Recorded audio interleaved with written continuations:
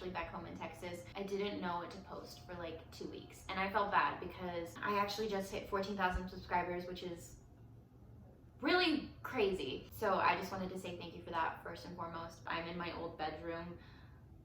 That is now a gym.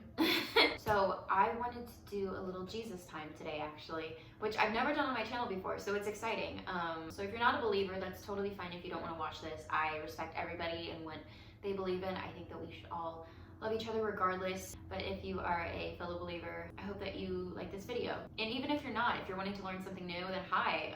This is a really safe environment. I'm not going to judge anybody. I think the main thing that I love about Jesus is that he loves all regardless of literally anything. So this is a safe space, and honestly, this is good for comfort in general, especially now. I just wanted to share some stuff with you guys. I'm gonna get more comfy. Okay, so I haven't done my devotional in like 2 weeks, and I didn't want to admit it, but I figured that I should because I would rather be real with you guys than come off as perfect, because I'm not. Nobody is. Before I get into this, I just want to say we're in some really strange unknown territory right now, and I feel like the number one thing that everybody's looking for right now is peace and comfort. And for some people, including myself, that's falling back into old coping mechanisms, which is very dangerous. But I just want to say that just because if you fall back into old habits, old coping mechanisms, that doesn't mean that you've lost any of the progress that you've had. It just means that there's just a little slip up. You shouldn't beat yourself up about it. You should try to stay away from it. I mean, obviously, if it's an unhealthy coping mechanism, mine personally is binge eating. I do it when I'm lonely, bored, anxious, nervous, any emotional thing. If you are having a hard time right now, just be patient with yourself and give yourself some grace, because it's what you deserve, no matter what anybody or anything is telling you. So I just wanted to say that right now. But I've been very bored in this time. I mean, there's not much we can do. We have to stay inside. So I don't know why it has taken me 2 weeks to get back into the Word when I've had all this free time, and I think that that's just laziness. I felt really convicted by that, as I should be, because there's no excuse, especially if I have all this free time. So hearing this today was a big slap in the face of how much I really needed this. So I wanted to share today with you because it was really, really good. So the main takeaway from the devotional today for me was, do not try to cope with this burden alone. Bring it into my presence and cast it on me. Although your circumstances may not change right away, you can find real relief through this process. And the line that stuck out to me the most was, although your circumstances may not change right away, you can find real relief through this process. We serve a God of miracles, right?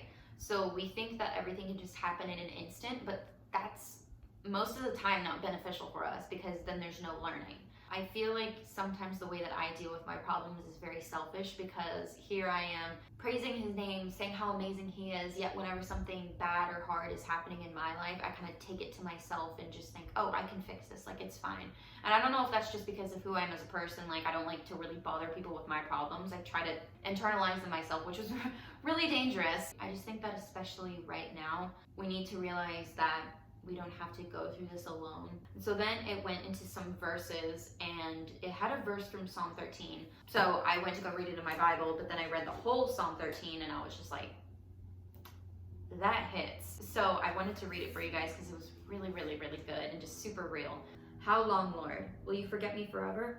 How long will you hide your face from me? How long must I wrestle with my thoughts and day after day have sorrow in my heart? How long will my enemy triumph over me? Look on me and answer, Lord my God. Give light into my eyes, or I will sleep in death. And my enemy will say, I have overcome him, and my foes will rejoice when I fall. But I trust in your unfailing love. My heart rejoices in your salvation, and I will sing the Lord's praise, for he has been good to me. Let's be real. I heard in a sermon one time, and it was so good, and she said, you don't have a healthy relationship with God unless you question him.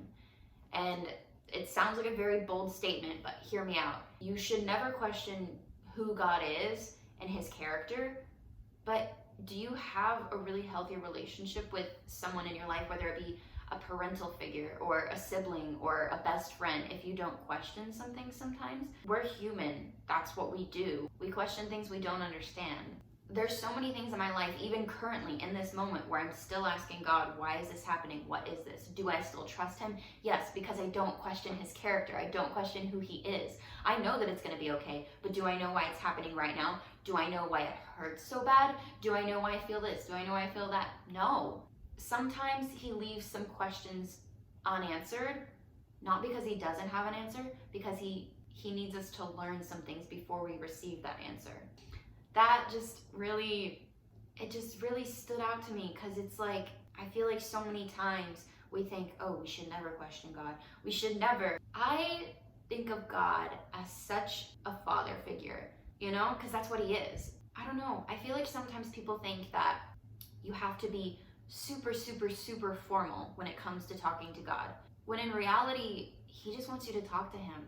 That psalm is just so good because it shows the reality of what it's like to be a follower of Christ, where you just kind of sit there and you're like, I feel like so much junk is happening to me. But if we want to live like Christ, we're going to have to be prepared to be persecuted like Christ. We're going to have to be prepared to be mocked and hurt like Christ. So a lot of the things that I took away from this, I wrote down, and as I was writing it, I would step back and I'd be like, whew, because it's so real. So I wrote, when God puts us through a season of patience and waiting, we must realize that we are not in charge of deciding how long that season is.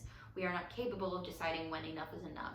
The whole season of waiting is such a real thing, and it happens so frequently, which kind of sometimes seems annoying, but through waiting and through patience, that's when real faith happens. So when I said, we must realize that we're not in charge of deciding how long that season is, it's so true. It's so true. I mean, when it comes to waiting, it's usually not up to you. Like if you're in a line for something, it's not up to you how fast that line goes. When we give up the idea of that we have to always have control, that's when everything gets so much easier. And I'm working on that daily. I struggle with that all the time. And then whenever I said we're not capable of deciding when enough is enough, it's so true. Like you could be going through the worst time of your life, but you have to step aside and realize he wouldn't be giving this to me if I couldn't handle it. Which is really hard to think about, because you obviously feel like you can't handle it, but in reality you can. You may not be handling it the way you're supposed to, and that's why it feels so hard, but nobody's gonna tell you you can't handle something except the enemy. And why would you listen to someone who has it out bad for you? So in the end, once we realize that he's never gonna give us more than we can handle, everything seems a lot easier to handle. And then I said, waiting does not mean forgotten. Waiting does not mean forgotten. You know the whole term where it's like, oh, I'm gonna put that on the back burner? That doesn't exist with God. He's never not being attentive towards us.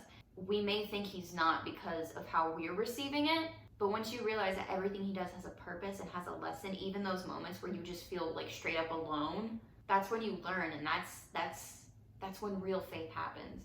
Which goes right into the thing that I said next, which was turn your waiting season into a growing season. That in itself is the true test of your desires and your discipline. I'm not gonna sit here and act like I haven't had struggles through this time period. It's so easy to fall on your face when the floor is right there. We have so much free time, which can sometimes seem annoying, but once you use it for your advantage, you feel like you don't have enough of it. Do not take this season for granted. Be grateful for it. I feel like gratefulness, gratitude is one of the best ways to combat bad feelings and sadness. And I'm not saying it'll make all your problems go away, but when I find myself in moments where I'm just like, I hate everything, nothing is going right, I kind of have to sit back and realize I have air I can breathe. I have a house that I can be in this time when it's a stay-at-home order. Like, that in itself is so much to be grateful for. In conclusion, I don't want it to come off as things are easy, but what I can tell you is that things are going to be okay. But sometimes okay isn't what we envision okay as. I feel like one of the biggest challenges we have as humans, especially followers of Christ, is that we need to give up control. When it's so easy to just want to be in control of everything, it's not our job. It's really not.